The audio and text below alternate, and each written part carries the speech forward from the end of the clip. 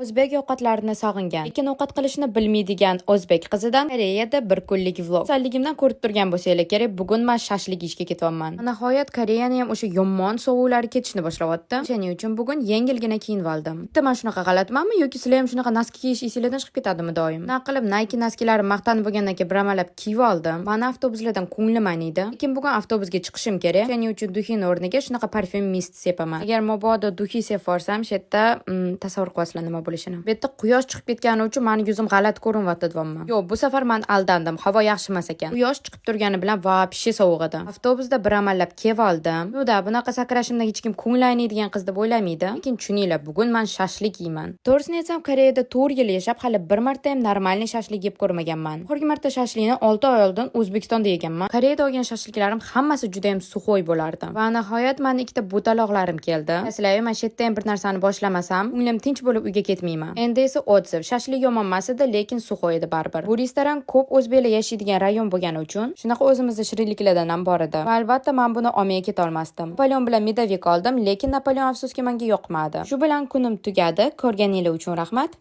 Bye.